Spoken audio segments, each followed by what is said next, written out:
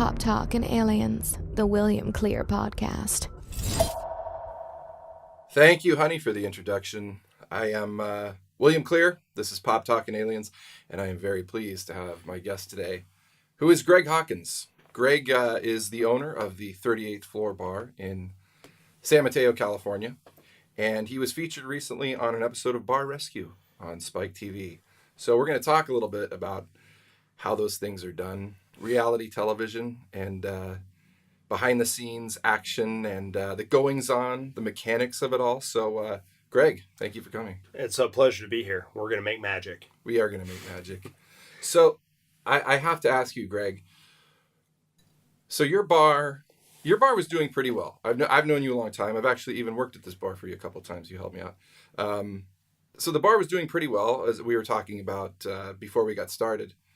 So how was your pitch to John Taffer and Spike TV and all them as to, why to come here? Well, first things first is that the bar was not doing very well. Interestingly enough, that was everybody's... The reputation. Yeah, there was the perception that we were doing very well, but we had been struggling financially for years. We had gone up and down financially, but before Bar Rescue came knocking at our door, we had been in a 2.5-year slump of declining sales. It was really, we were at the very end. So this was beginning of 2014, maybe end of 2013, and Bar Rescue was canvassing in the area, and they just left a message on our voicemail and said, "Hey, this is so-and-so from Bar Rescue. We're looking for bars to do in the area. Give us a call if you're interested."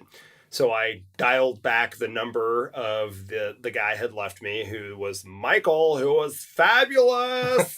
And Michael and I got chatting and hit it off over the phone. And we talked for over an hour. And that phone call, he was the gatekeeper guy. So that phone call got me to the casting agent. So I pretty much clinched it at the beginning just by being able to make a friend out of the guy who's the gatekeeper that is doing the filtering right from the front. Right. It's like a telephone interview when you're looking for a job. So they contacted you. That's really interesting. Yeah, it wasn't because we were special. It wasn't because they were like, "Oh, we'll contact you." They were calling every bar in the Bay Area to get as many options as possible. And out of those phone calls, I don't know how many people called them back, but I called them back the same day, the next day, something like that. Yeah. And so then at that point, that got us to the casting agent. So a couple months went by. The casting agent set up an appointment to come by. And when the casting agents came, I didn't really think that we were going to make it on the show. They rolled in. They met everybody. They looked around for about 20 minutes. And they went, "Yeah, okay, we like you guys." And that was it. And they left. That was it. And then they called you back and said, "You're on? You're done?" No, it was actually, the whole process took 10 months. Oh, so during 2014, I was really only staying open to see if we were going to get on Bar Rescue. Wow. And so then after, it was really on the third video interview that I kind of knew we cinched it. So then after the casting agent then we got another appointment set up with one of the co-producers, co-owners of the production company. And so her and I were like twins separated at birth. We instantly connected.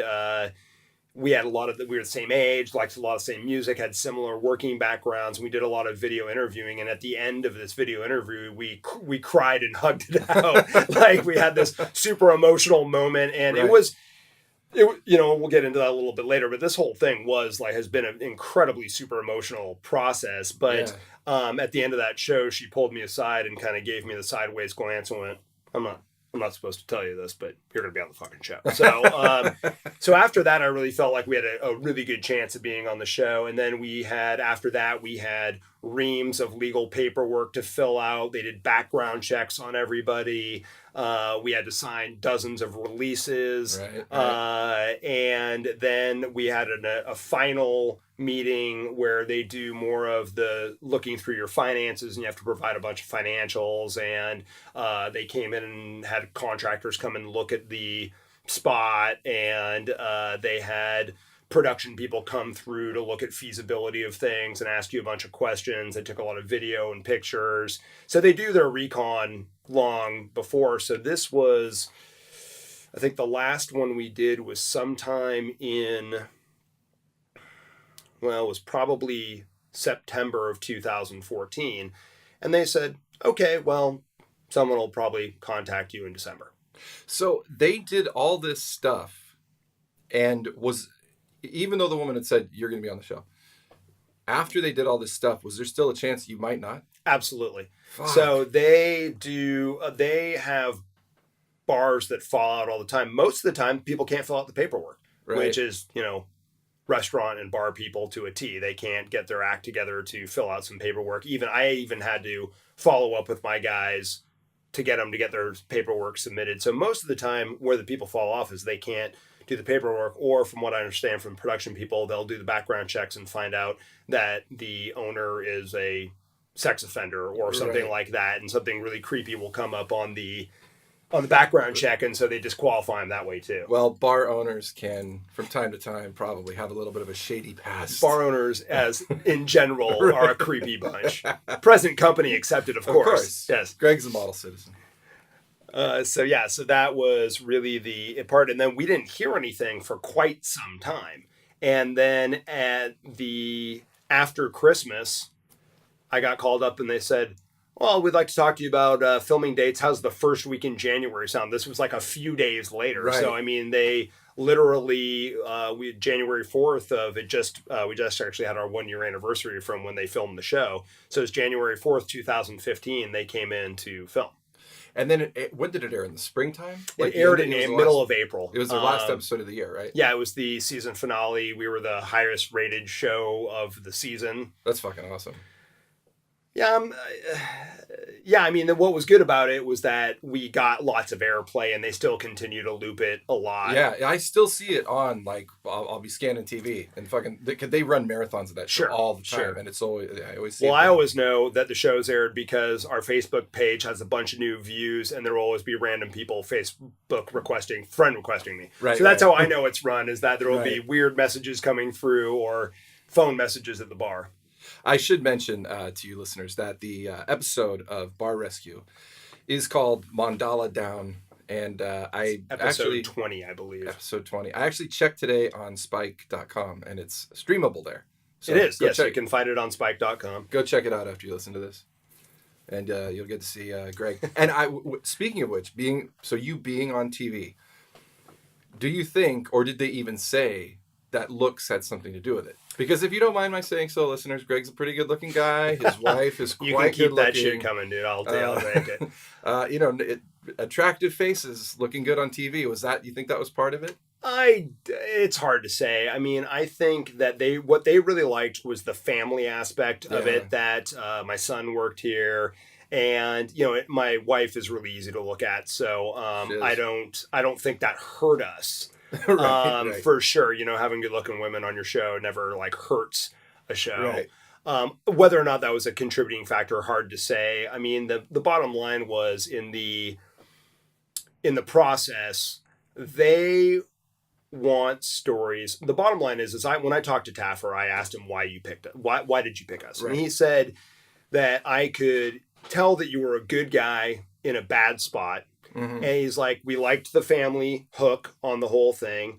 And, he mostly said that you have to have a show where people want to root for the person at the end. He said, if the asshole wins every time, I wouldn't have much of a show or anybody watching my show. Right. So, I mean, really, according to him, he picked us because he felt like I was somebody that the people watching the show could connect with and would be rooting for at the end of the show. Yeah. And that totally comes through because, so I'm going to jump then to something that you were telling me before we started rolling. This whole angle of you being a fucking dick on the And show. being the misogynist, Right. yes, And even in the description of the show, I remember they put like self-proclaimed in Bar quotes expert. nightlife Yeah, expert, exactly. sexist, and all this Yeah. stuff. And like I remember the preview for the show. Like the first thing is you like smoking a cigar, saying like I don't fucking hire women ever. Right. So, and I knew you pretty well. Right. I've known you for a Right. while. You're not an asshole for the most part.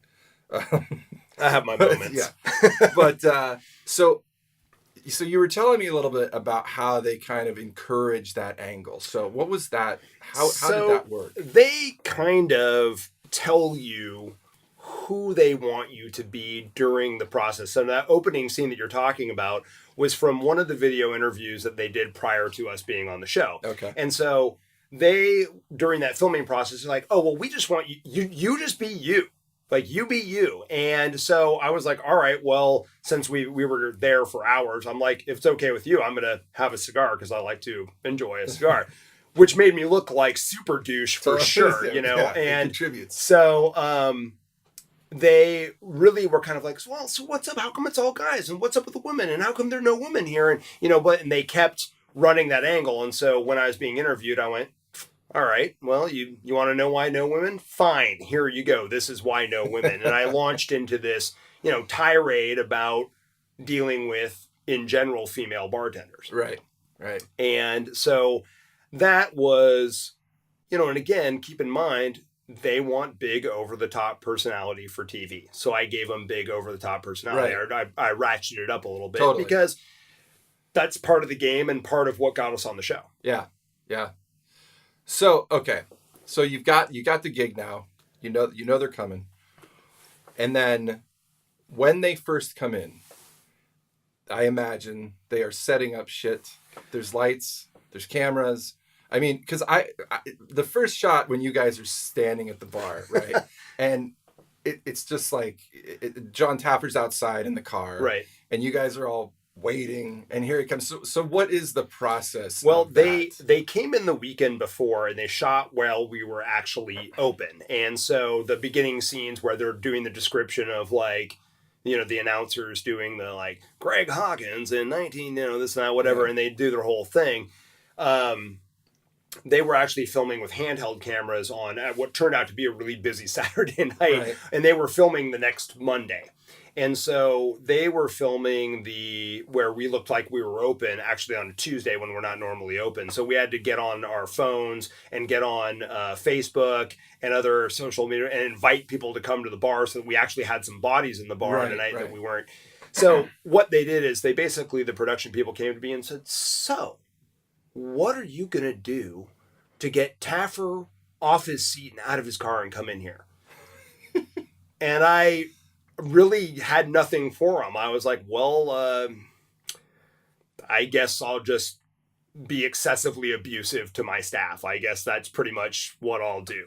And so they mic'd us up. And now keep in mind that there is the Monday, the whole day, they're setting up stuff and things. So there's an empty lot next door to the bar. They had a huge tent that took up most of the lot. They've got 3 semis, generators. They had railroad tracks of cables running through the bar. They had a huge additional lighting, 4 cameras that are like rigged up. Those are the quote unquote hidden cameras around the bar Right. that they talk about. We've installed hidden cameras. They're not hidden at all. There's these giant cameras sitting around. Yeah.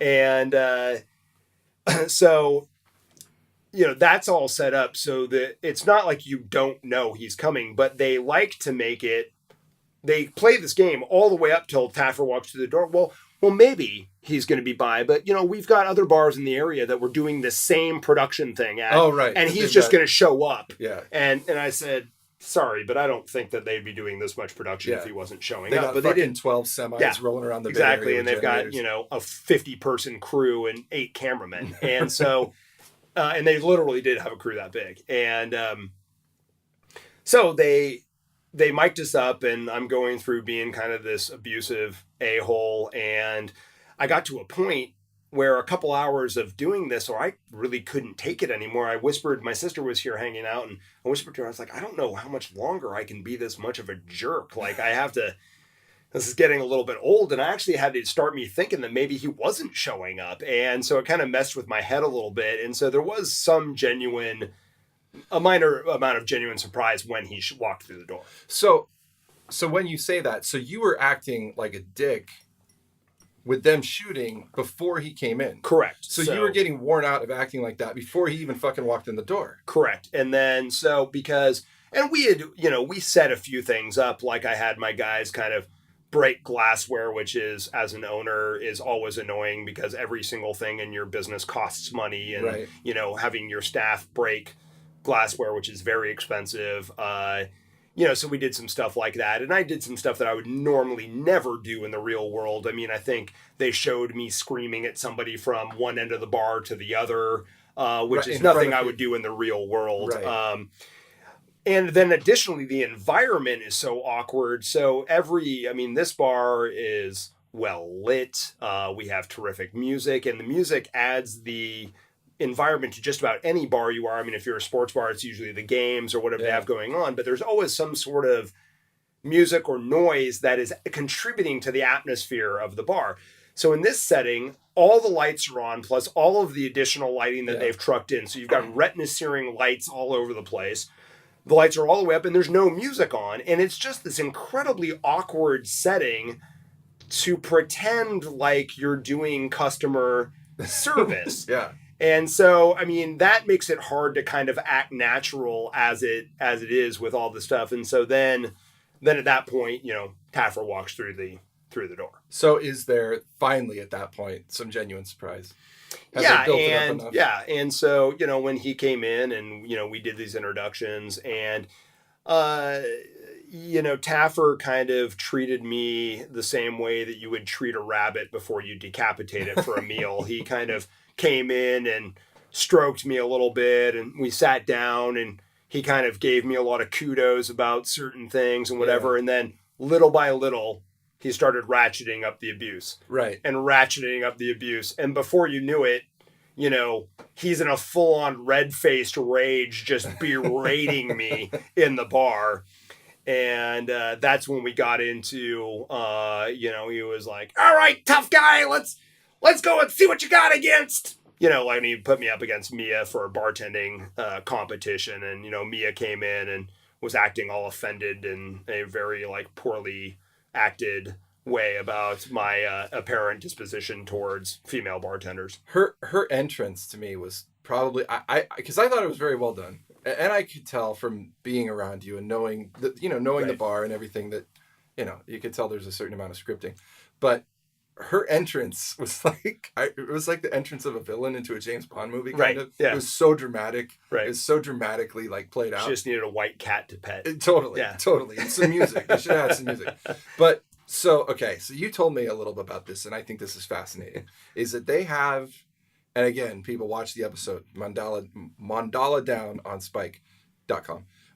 They have the moment where you are challenged by Mia to a drink-off, to a mixing drink contest. So basically a cocktail, like a bartending competition. Right. So how was that? How did that go down? What was funny was that, like I said, they decide what the narrative is going to be, and then they edit it to fit that narrative. And so, additionally, we had to do things. I mean, I'll get there shortly, but additionally, we had to do things where I could wear the same clothes for 3 days in a row. And they do that so they can edit things to make it look like it's this seamless editing thing or a different sequence of events. But with the bartending competition, we had to make 5 drinks. We had to make a Cosmo, a martini, a margarita, an old fashioned, and I think a Manhattan, something to that effect. Yeah. So I knocked out the margarita, the Cosmo, and the martini before Mia had a single drink done. And so at this point, I'm whooping her ass in this bartending competition. And so Taffer's standing to my left as I'm working my well. I've got 3 cameramen with their cameras in my face and the lights on me. And Taffer goes, "That's how you make a martini?" And he takes the glass, the full martini glass, and throws it glass and all into the sink, shattering it and sending glass and martini everywhere.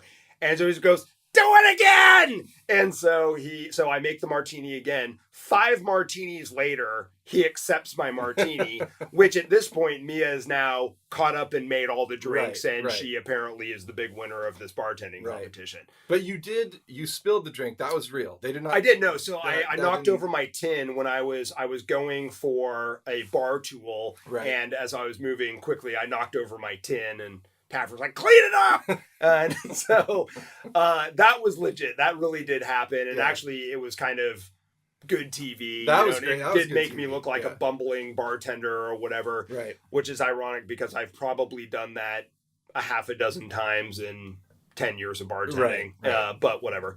And so, that, and then at the end, they're critiquing the drinks, and the bottom line is Mia garnished her Cosmo with a lemon peel, and it gets a lime garnish. That is the standard garnish for a Cosmo. Really? Yeah, and so I don't give a crap what Mia says. That is, every bartender that knows how to make a Cosmo anywhere is going to garnish with a lime. And so, there was just some stuff like that where, and, my staff, they're kind of like egging them on, like, oh, guys, it's kind of like if a cop was taking you into questioning and giving you leading questions. They were doing the same thing with the staff, going like, this looks correct, right? These don't look correct over here. Mia's look correct. And my staff was kind of like easily led automatons that were like, that looks correct. And they've got fucking cameras in their face and everything too. The pressure is on. Well, and also,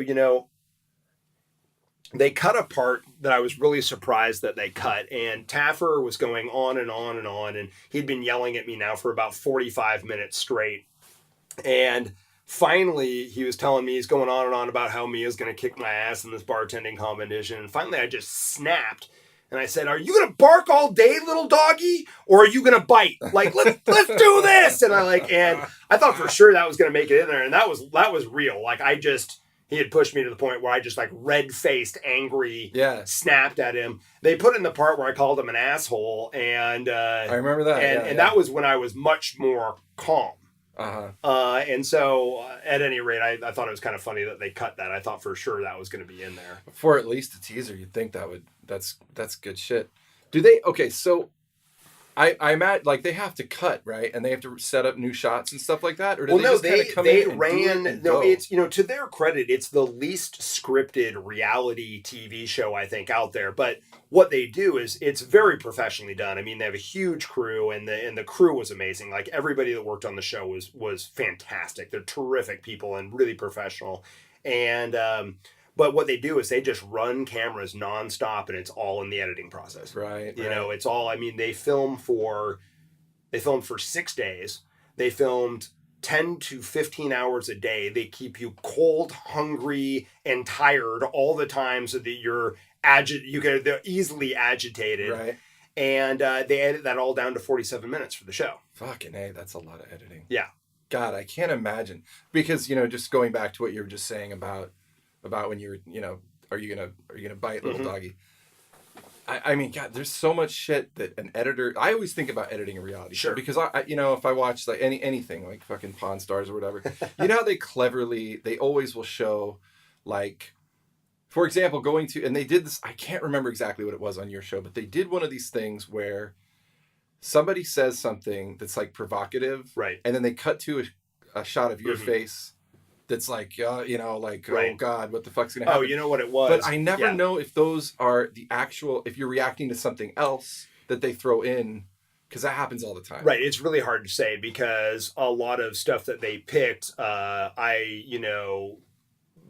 it was such an emotional thing. Like, I mean, some of the people that were there during this first visit by Taffer and Mia, I mean, this guy tore into me for 2 days straight. That was just the first day. Yeah. And I mean, one of my friends that was here, one of my buddies that owns another bar in town, he was here with his girlfriend. And his girlfriend came and gave me a hug because she was like, Jesus. That was, and it was brutal. I mean, it was absolutely brutal. And I think at the end of it, I just kind of mumble like, well, that was fun.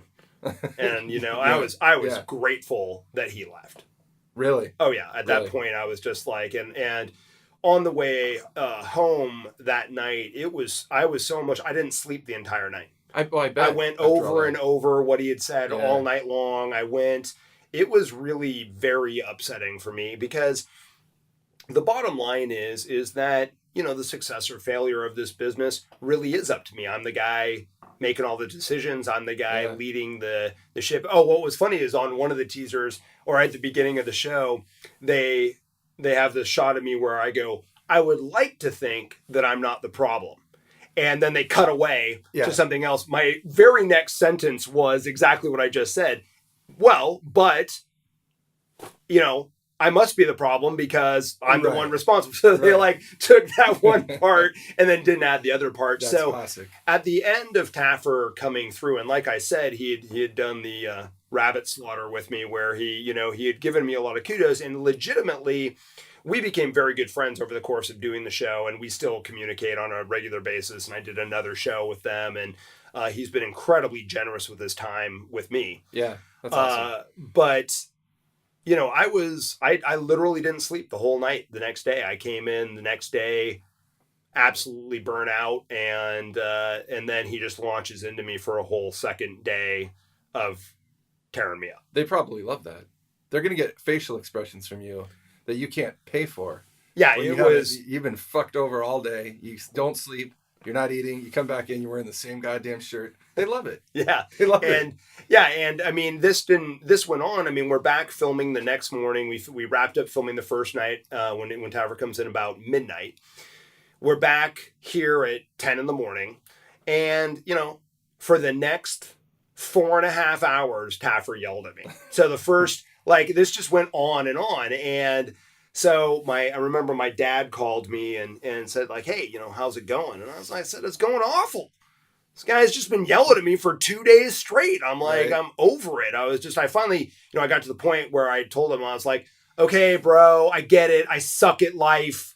Let's move on. Okay. Was this on camera? No, this was kind of just in general. It was I didn't say this to him. It was my sentiment, let's get into the hugging it out phase of the show, shall we? I'm ready to move on from I'm a piece of shit and it's all my fault. Okay. Yeah. Understood. Yeah. Let's move on. And what was funny is ironically right after that, Taffer did this sit down with me and my wife, that they didn't show any of in the show. They cut the whole thing with the exception of a couple of things where they were interviewing my wife, or my wife and I are sitting together. I actually haven't watched the show in so long. I'm not terribly conversant in it, but I was kind of grateful they cut that whole. But Taffer talked to us for an hour, and I was kind of grateful because we just bawled the entire time. And the joke was between my wife and I was going to be the owner that cries the entire episode because it was so emotional that recounting during this interview with Taffer with my wife there and hearing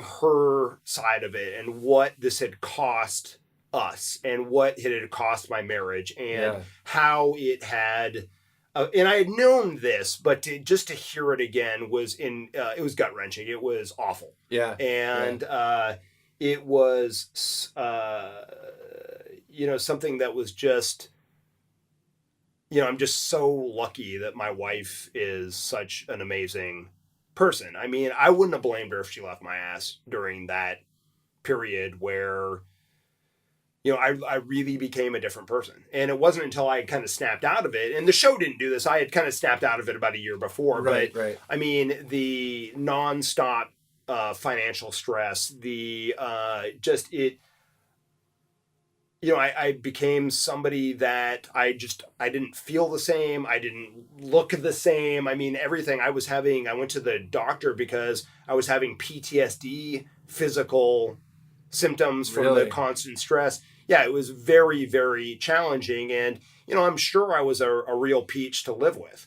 And my wife, hung in there and stuck with me the whole time. But to hear, her end of it was incredibly difficult. Well, and you know what though, I joke around about how it's, like all the setups and everything, but the parts with, and I haven't watched it in a while either. Right. But the parts where they're talking to her and it's just her talking, right? I mean, is really incredible because I don't know your wife tremendously well. Sure. I mean, I've met her and stuff, but that was very real shit that was Yeah. happening. And I And remember it was thinking very like those, personal. yeah, those were really some of the highlights. And the scene I wanted to ask you about when you had the moment with your dad, Mm-hmm. because again, like I've met your dad a few Right. times, Right. not, I wouldn't profess to know him. He wouldn't, Right. he wouldn't recognize my Maybe, face, yeah. but how was that, dude? Because Well, that seemed was, intense. yeah, interestingly enough, that scene was the thing that most people contacted me about. Yeah.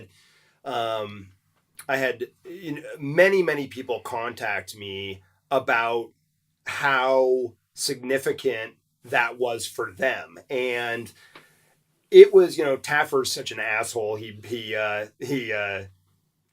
had no idea. He like went out and got my dad. So you didn't know? No, he ambushed me with my Oh, dad. I had wow. no Okay. idea that he was coming in. They do a lot of tricky stuff like that. Yeah. And my dad had actually called me and said, hey, somebody called me from the show and they want me to be on the show and I don't really want to be on the show. And if it'll help you, I'll do it, but I don't really want to. And I told him, I was like, look, you got to do what you think is right. And if Yeah. you don't want to be on the show, please do not be on the show. I don't need you to be on the show and so my dad basically told the production person that called him no.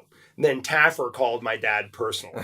And Yeah. they talked for a while. They really hit it off too. And they talked for a while. And Taffer convinced my dad to come in and talk to me because I had brought my dad up a lot during the interview process with Taffer, and they cut all that stuff. So really? we had talked about it. My dad had lent me about $15,000 Right. over the course of the last 8 years to float the bar at certain places. My dad had felt very strongly that I should have dumped the bar 4 years ago. Right. And he helped you out to begin with, right? No. For the opening? Or no? No. Okay, just after his voting. Okay. Right. And so he felt like that I was talented and smart enough that I was wasting my time doing customer service stuff, that Yeah. there was his feeling was just that there was something else that I could be doing where my talents would be better, serving me much better, Right. and at least getting a paycheck, Yeah. than what I was doing. And that was really his main concern, was that he felt like I was just wasting time and putting good money before bad. Right. Right. But that scene it was really hard. I mean, we cried a lot. Yeah. And that was all really legit. My parents are terrific people. There's nothing they've always supported me, even even when they weren't crazy about what I was doing. Right. And I think the main thing was that I didn't really know that about my dad until he told me that, in terms of like that he it was really more this thing where he wanted me to do something else that would make me happy. Right. And he could tell that I was super unhappy. And, you have kids, what parents want for their kids is really their happiness. Yeah. And he could see how absolutely stressed out I was and how my lifestyle was really not that awesome. And I think that hurt him too. It hurts to watch your kids be in pain, whether they're a grown man Right. or right. not. And so, and I think Taffer knew that would make good TV. And interestingly enough, that's what a lot of people really connected with. I had a lot of men contact me through social, through Facebook or through the website, or people that have come to the bar, and that particular scene is particular scene, that particular particular scene, was the thing that really resonated for them. And I think that, everybody wants the approval of their parents. I'm no different from that. Everybody wants to hear their parents say that they're proud of them. And so that was cool. That was very cool. And there was a lot of, not to be too long-winded about this, but there was a lot of very positive things that came out of being on the show, not only during the process, but afterwards, Yeah. that were not expected. Right. And I think that I had a real legitimate shift during the filming of the show. Right. And what I think that shift really was that I regained my old self. I regained my Wow. old confidence. Yeah. I had become somebody that looking back on it, probably was clinically depressed. Really. Yeah.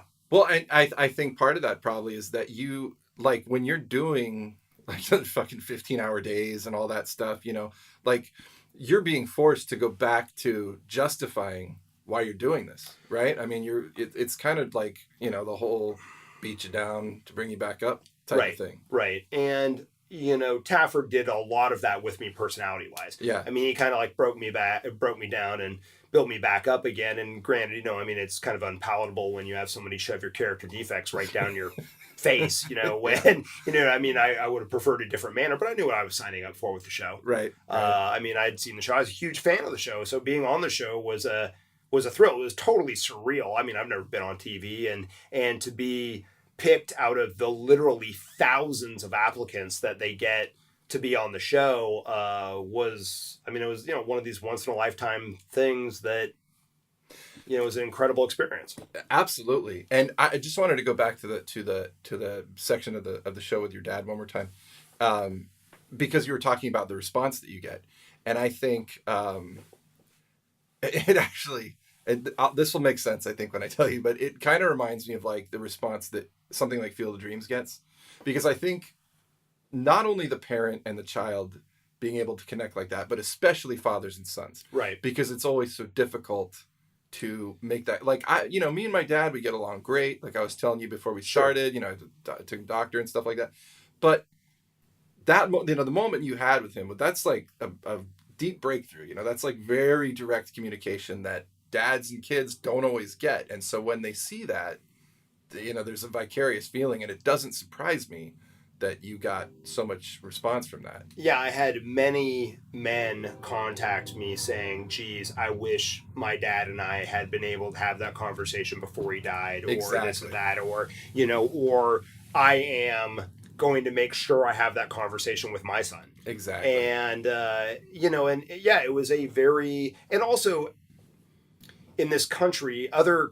countries and cultures have vehicles for boys to become men. We don't really, used to be maybe like Boy Scouts and sports, but these days in this country, it's kind of difficult for boys to become men in their dad's households. Right. And in my household, that was incredibly difficult. My dad was the man of the house, and that was that. And so for me to assert my manhood in my dad's household pretty much didn't happen until I was about 26 years old. Yeah. And we love each other incredibly. We have a tremendous amount of respect for each other, and there's nothing we wouldn't do for each other. But I think that ultimately a lot of boys, whether you're a grown-ass man or not, have a difficult time becoming a man in their father's eyes, or their father making room for them to be men. Right. So yeah, it was really something where when we stopped filming, I looked at Taffer, I was like, you fucker, and because he just ambushed me with this stuff and tried to, and like I said, I'd already been crying for a full day before that, and we just continued the cry fest the rest of the day. I mean, it's a fucking emotional boot camp. Oh, it was, and not to mention, and your bar as the and all that going on. Your bar as the backdrop to that. It's really well done, man. I mean, I tend to criticize reality TV.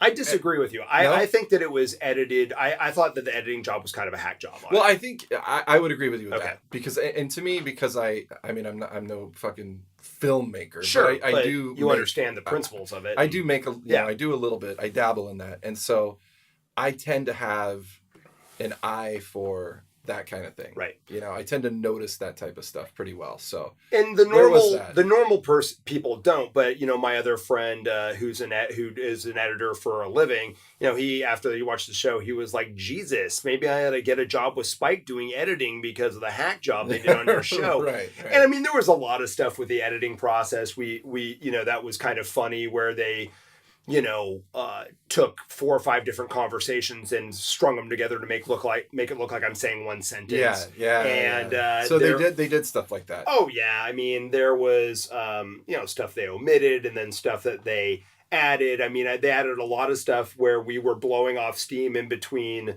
sets. I think we put on this ghetto song by this, and I'm using this term loosely, artist Stitches.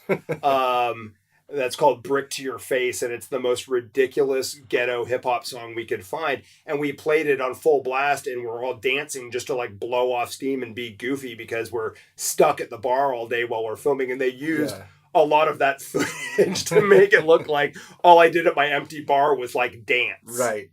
And then berate my staff. Yeah. So there was a lot of silly editing things that they did like that. But I think that they did a good job of weaving my wife in. They certainly, continuing the family element. There was a big part where Angelo and I talked. Angelo's my stepson, and we had a big cry fest and hugged it out. They didn't put any of that stuff in there. Really? But they featured Angelo a lot in terms of, and he did a great job. He didn't work at the bar after that. He got actually a terrific day job, and he just moved along. But at any rate, I think they did a pretty good job of like adding those elements, but the actual editing of it was kind of hacky. Yeah. They had you fire someone in the middle of the show. I forget who it was. Doug. Now, would you have fired him? Legit firing. Okay. Absolutely real, unscripted, legit firing. Really? Okay. So, Doug actually at the time was not working at the bar for the same reasons he got fired on the show. Yeah. And I brought him back on the show because I figured there would probably be some sort of drama with him. Okay. Just him being him. Yeah. And him being him was him being a thief.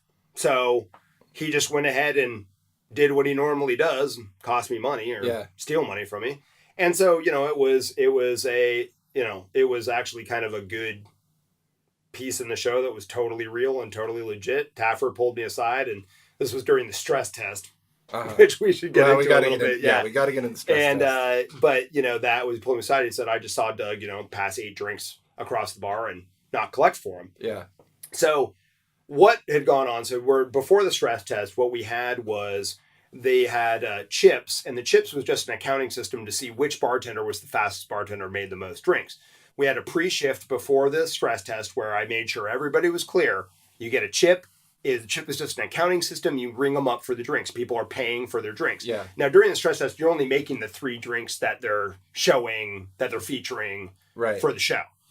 So in our stress test, they were like, well, these drinks you should be able to make them in 30 seconds. And so it should be a minute and a half, this many drinks. So you guys ought to be able to make 110 drinks in 55 minutes. And they had clocks up on the walls, and they're timing us. And we ended up making 106 drinks out of the 110 in the 55 minutes. And so then Doug was claiming that he didn't know that he had to take money, that he thought the chips were, payment and this and that, even though on the pre-shift, he had looked at me and went, yeah, man, I got it. And so, so, that was all BS. And, so at any rate, it was funny, his kind of cutaway. Then they were like, well, I don't know why they're focused on me. There's all these other guys goofing off in there. I was like, well, goofing off isn't stealing from your employer. Right. So, whether or not, so like his takeaway was, I wasn't the only one goofing off. Well, you were the only one stealing. So, yeah. So he had to go, and he went on air, humiliating fashion. But so that stress test, so you were saying you had to make 110 drinks in 55 minutes, right? And you made 106. Right. And then additionally, the way they set it up is that we had 3 drinks that we're making, but 2/3 of those drinks were served in Collins glasses. Well, they provided us with Collins glasses, but they provided us with 60 Collins glasses. So they filled the place to capacity, which our is in such a small place, our legal capacity is only 55 people inside. So they brought 55 people in. But if you have 55 people who are all ordering in Collins glasses, we're out of Collins glasses by the first round of drinks. So then so they pretty much set you up for failure. So meanwhile, I'm walking around trying to collect, Collins glasses, and my barback's trying to collect Collins glasses to get them washed or whatever. We ended up washing some by hand, and Taffer's, on your ass going like, you're out of glassware. What are you going to do, Mr. Owner? And, this kind of shit. And, but we ended up making, like I said, 106 drinks out of 110. And then they edited it to say, like, where Taffer's re-meeting with us, he's like, well, you guys fell about 20% short of the goal. I don't know about you, but my math is pretty good, and 4 drinks off isn't 20%.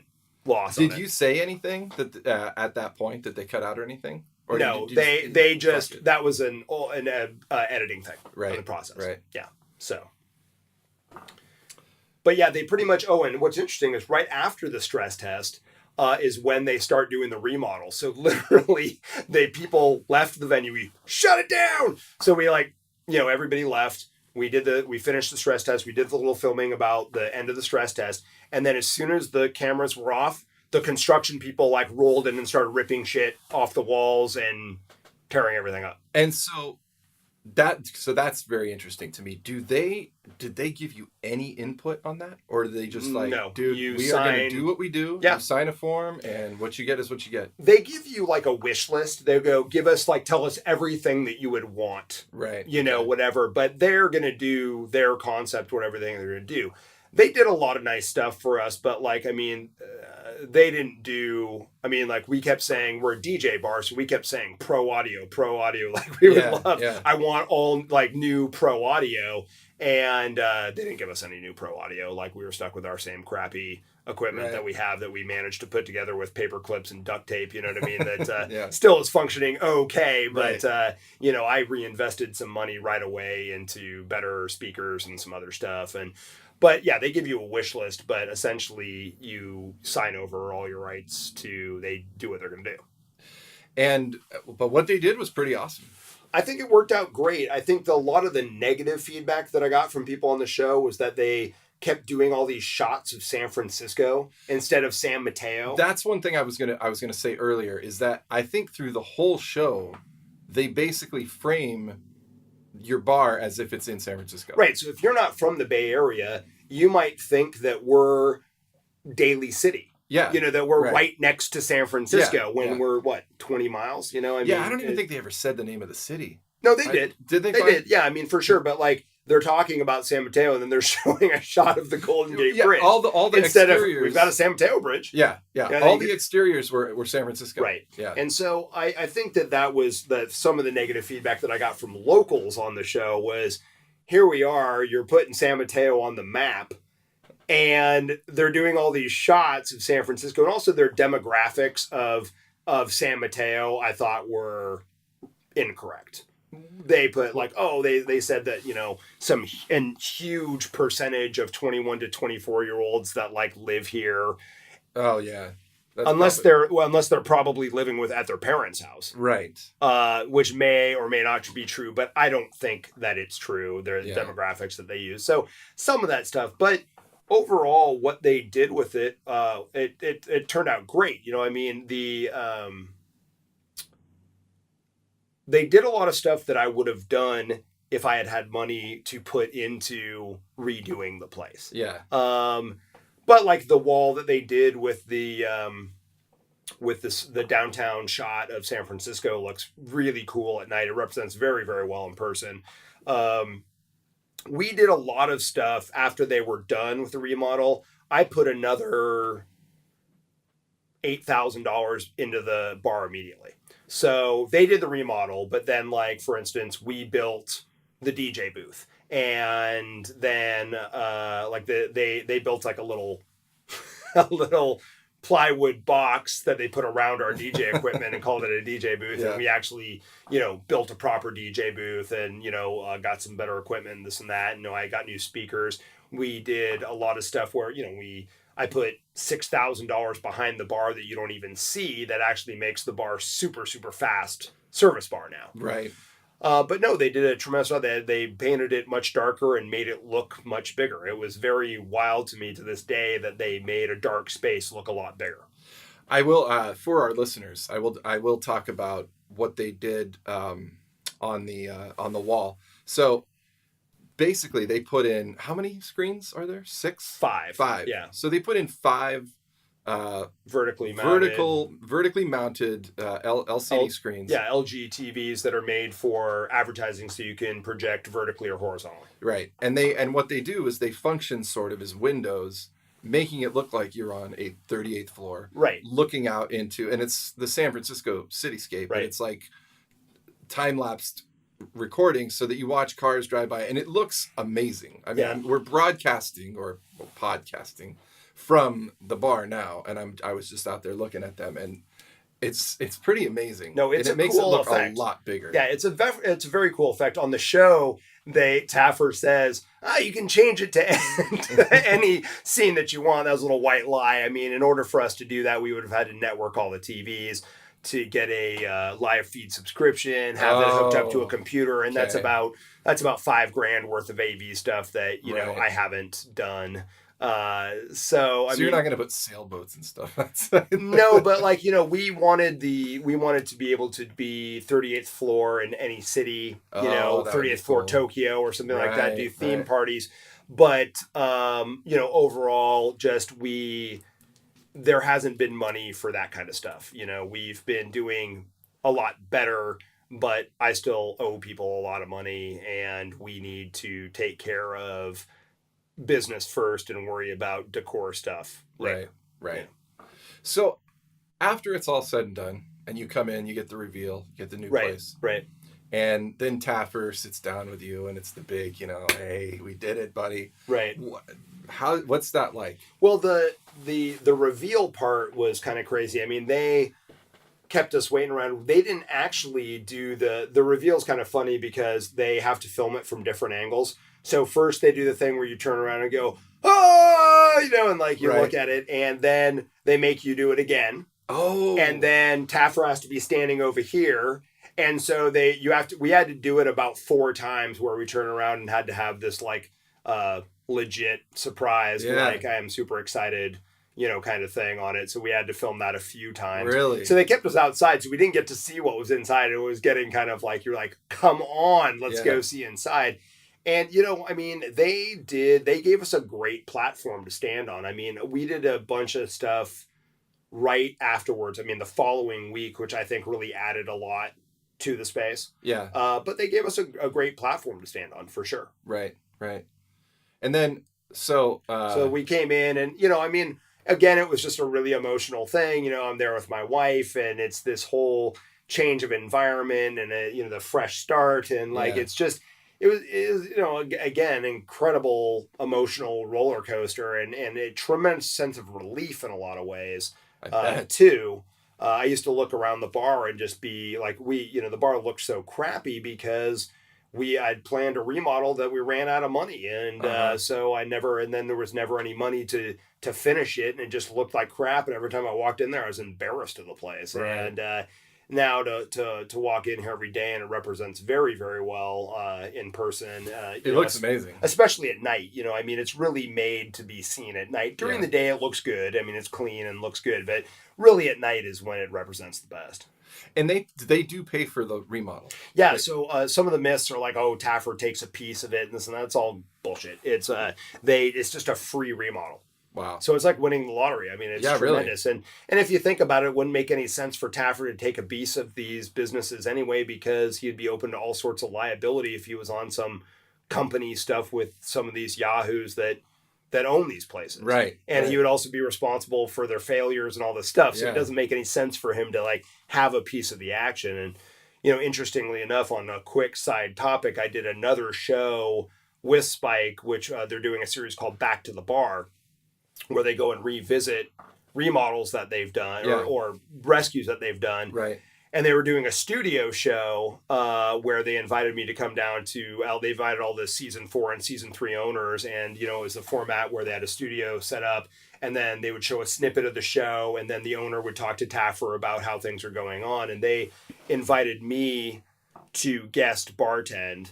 And so I went down there. And so while I was down there, it was 3 days of shooting. I was only on one day, but, you know, I was down there for Monday through Wednesday, and our day was Tuesday. But I was down there. So we were in the same hotel with all these guys that had been on the show. And I'd seen all these episodes. And, I'm a fan. I watched the show every Sunday. And so I got to meet all these guys. And what was incredible was how about 80% of the owners that were on the show were just as big lunatics in person as they were on the show.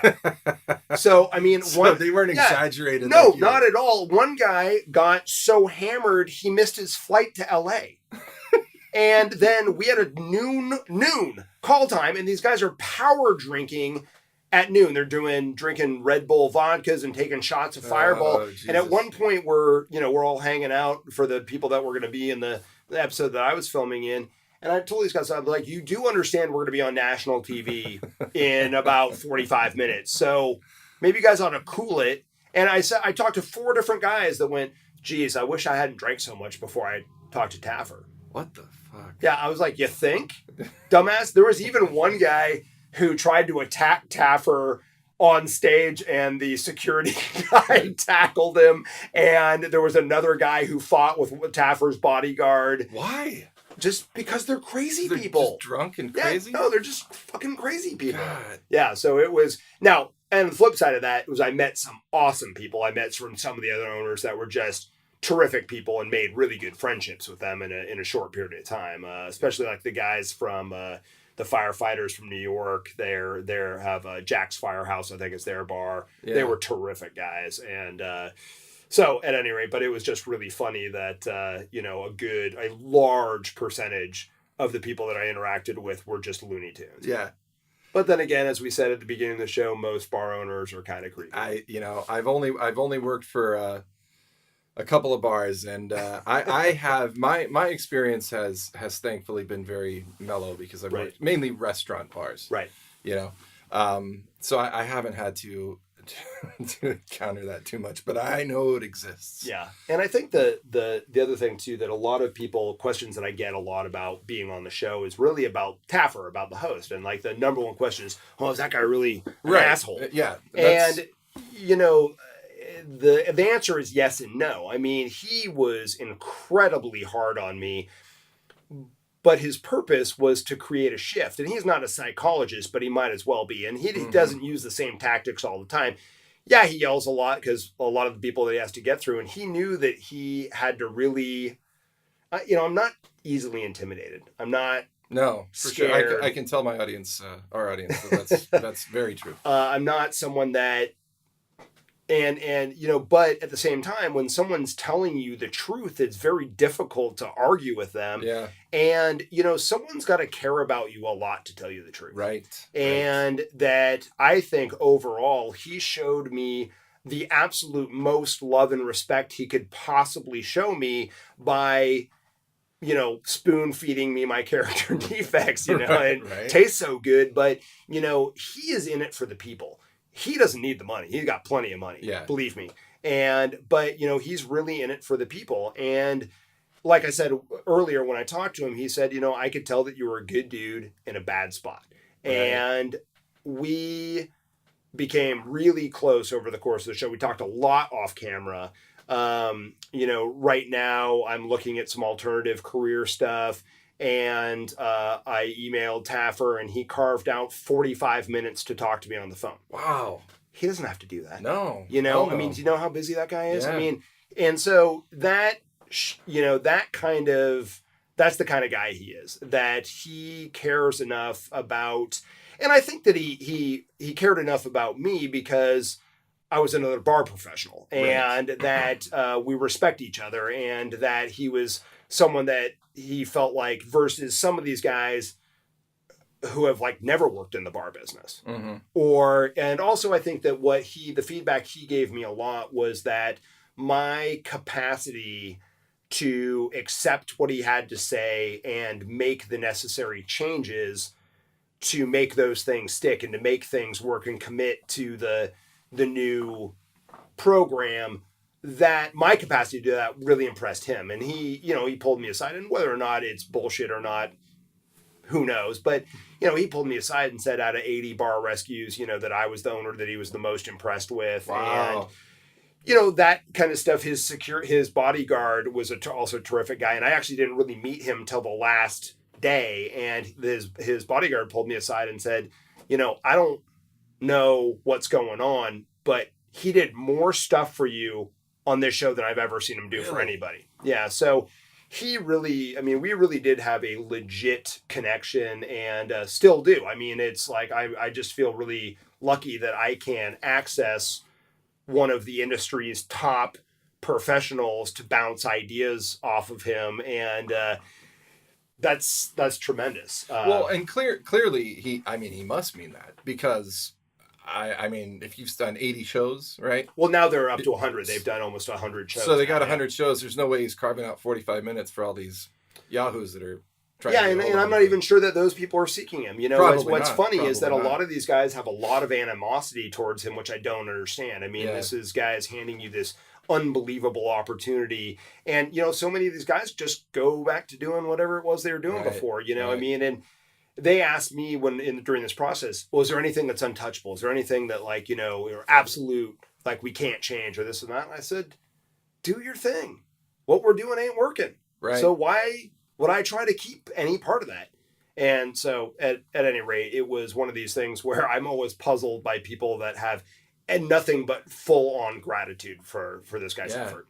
I would imagine. Yeah. I mean, I haven't watched Bar Rescue much, but there was a short period of time that I was addicted to Restaurant Impossible. Right. You know that one? Right. Which is like, you know, the Sure. same context, the same concept.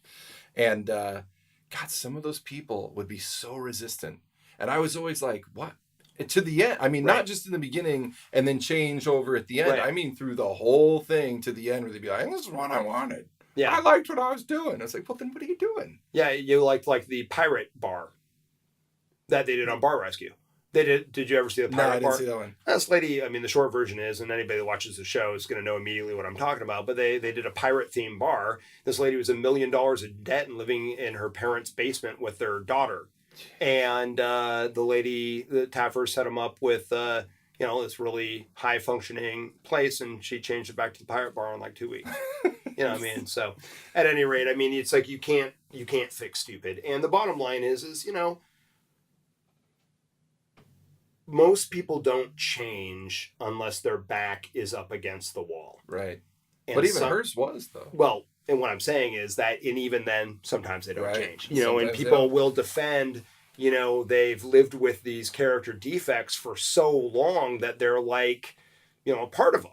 And unless you're somebody that is pliable enough to let things go in your life that aren't working. And I think that was one of the things for me that really put things into perspective, is that when Taffer was here, it really got me into the space of that, what was really important. And what's really important is my family. What's really important is my marriage. Yeah. What's really important is my relationship with my kids, the relationship with my parents, and so on and so forth. And so at that point, I really felt like, well, all this stuff can burn and I don't care because I got this. Yeah. So that's awesome. I gotta. There's a couple things I have stuff to ask you about this. So, first of all, so is the new show that you just did, is that airing yet? Should be sometime. They just did the first part of it like a couple of Sundays ago, but I don't know when my episode's going to air. So it's just one of these things where they don't tell you. It's called Back to the Bar, and they're doing the thing. So they did shot for 3 days. So our episode should come on. I did do another bartending competition with Mia. This one was actually filmed live with no editing. That's what I was going to ask you about next, is your relationship with Mia. Oh, during the show, we legitimately did not like each other. Yeah. Like legitimately, I was like, I guess for lack of a better term, I want to kind of keep it clean for the kids, but I was like, fuck this bitch. and you know, I felt like she had a lot of balls calling me arrogant, and because she was incredibly arrogant. Yes. And at one point during the show, there's this part where she essentially makes me say to her, I'm better than you, that admit to her that she's better than me. Yeah. And the way that was edited, it comes out where I'm saying, you're better than me, and so on and so forth. The part that they cut was this part where I said, say what? Like, you want me to say that you're better, like that you're a better person than me? I was like, hell no, you're not a better person than me. You want me to say a better bartender than me? Fine, I'll say you're a better bartender than me. Yeah. And that's the part that they edited, and then I regurgitated, you're better than me, fucking whatever. And so what was interesting is that she got a tremendous negative feedback on social media about that. A lot of people tweeted her like, who the hell are you to say you're better than anyone else, and some stuff like this. And she had to like come out and make a public statement on social media. And what she was really trying to express was that in order for the guys that work for me to follow her and follow this program, I had to respect her. And if I didn't respect her, they wouldn't respect her. Yeah. But at any rate, so at the end of the show, we were getting along okay. But then I saw her in Vegas. We were at the bar and nightclub convention, and I saw her in Vegas, and we're walking across the convention center, and I see her and she sees me, and we stop and look at each other, and she goes, "You," and we just kind of had some laughs and hugged it out. And then when we did this show, this other show, Back to the Bar show in LA, it was great. We had a tremendous time together. It was like, we kind of, we had a lot of fun. We had a lot of fun, and it was just really kind of cool to get to know her in a different context and not have any kind of weird animosity going on. Yeah. And so it was, but yeah, I mean, originally, even at the end of the show, I was like, whatever, but, we chatted, and like, we're, I've got Mia's cell phone number, and occasionally like, we'll chat, or whatever. And so, I mean, it's cool. And that was the other kind of cool thing that came out of this, was that, I had this opportunity to meet all these different bar experts that are on the show, and get to meet all these other crazy owners that were on the show. But that was a huge part of doing this Back to the Bar show that was so fun, was that I actually got to meet the other experts on the show, people who I'm big fans of. Like, I got to meet Lisa Marie, and I got to meet Chef Nikki, and I got to meet the announcer for the show, and like, just and have some time with Taffer. And it was just, that was really cool. That's super cool that you're able to maintain something with those people. Well, and access them, have their personal information to be able to access them is really cool. And, something that I know we got to wrap it up here in not too long, but something that I did want to mention is one of the things, the aftermath of the show that's what I was going to ask you next. next. That was when the show came out. Okay, so first of all, we didn't see the show before. I saw it when everybody else saw it. Right. So we were incredibly nervous. We did a big airing party at the bar, and I'm just sitting there going, "Oh my God, here it comes!" Like, and some of the teasers that they had done made me look so bad in the descriptions, and just went on and on. And we kept posting the stuff as it came up, and after I thought for sure that after the show aired, the internet trolls and haters were going to come out by the hundreds, and what happened was the exact opposite. It was so unbelievable. Everybody was so gracious and so supportive. And cannot tell you, and I'm not exaggerating here, I bet I got 150 personal messages from people on Facebook and phone calls to the bar of people that were so supportive and, like I said, just so gracious and congratulatory. It was unbelievable. Didn't even expect that at all. I expected just the non-stop hater parade of "you're a douche" and so on and so forth. A bunch of women jumping in. And I got some of that for sure, but very little. I'm talking about 2%. Yeah. And I got some female bartenders that contacted me and like, "You're a dick. I'm a great bartender," and all this kind of stuff. And their voice probably sounded like that too. And that's unavoidable. Sounded like Marge from The Simpsons. And, but aside from that, I mean, that was the piece that I was really incredible. It gave me some opportunities to be a service to some people that I hadn't had, that I wouldn't have had otherwise if I hadn't been on the show. I helped some vets in Texas that are opening a bar. I helped them kind of do their business plan. That is awesome. I just, a lot of, like I had a bunch of 38th floor t-shirts printed. I sent a t-shirt to every single person that contacted me. That's cool. So we've got some 38th floor t-shirts floating around the country. And, nice. It was, that part of it was really unexpected and really, and to this day, I had a guy that stopped by on Saturday night and said, "Hey, I saw the episode," and just they were like, "Man, it's good stuff." Like, that was really, like where they really got the part that I was sincere about the stuff that and that was neat that came through for people, because it was real for me. Well, and definitely, and knowing you, I mean, and I don't want to embarrass you here, Greg, in front of our listeners, but Greg is one of the most generous, giving people that I know. And so it was interesting to me to watch that show and see the portrayal of, which it's not like framed. It's totally not you in any way. For sure, because I slice of you that is being exacerbated. Yeah, exactly. And you're right. And like, what's so funny is a lot of my regulars were like, "I didn't like the show." you're not like that. I know you. You're not Right, like that. right. And they didn't like it because they thought I was portrayed so poorly. And, I just tell people, like, lighten up. It's TV. Yeah, It's, yeah, I mean, it's got to be entertaining. And if I wasn't this big time dick at the beginning and all this stuff, and and the formula for the show is, I'm a jerk. Taffer straightens me out. We get into the solution. Yeah. We hug it out. He leaves, and I prosper. You know what I mean? That's the formula for the show. So they're not doing anything different for the show we were on. Yeah, yeah. One thing that I did get a lot of comments about, that people were like, they liked the fact that it was a different show, that we weren't the normal, like, let's look at how gross your bar is and how disgusting we are. Right. And because, I was always fanatical about cleanliness Right. and so a lot of people were a lot of my regulars were relieved to see that there wasn't any of that, because Roaches. Yeah, and exactly. shit floating around. Yeah. That and for me, that has always been a priority, and Yeah. just, I think, a part of being a professional. Right. It takes an iota amount more effort to have your place clean than it does to keep it dirty. I mean, it Right. really doesn't Yeah. take a whole lot more effort.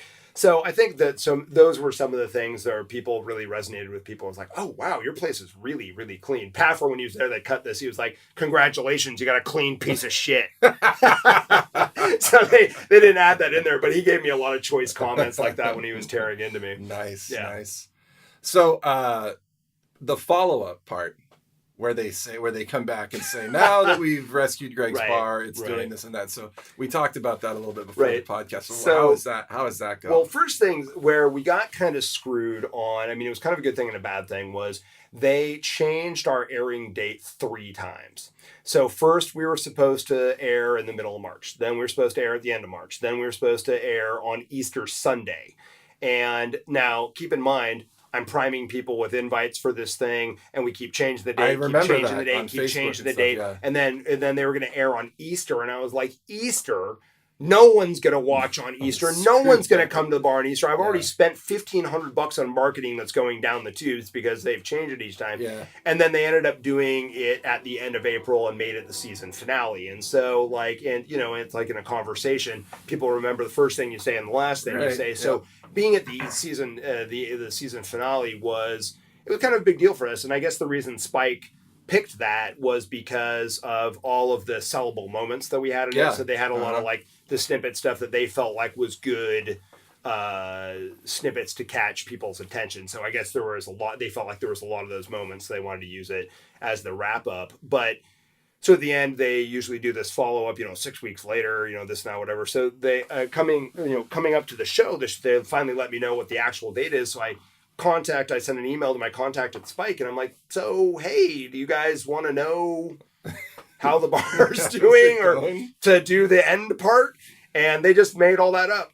They just decided, they just put in whatever they wanted. I think what they did, they said, oh, sales are up, 20%, and I've hired some female bartenders, and Angelo's the manager.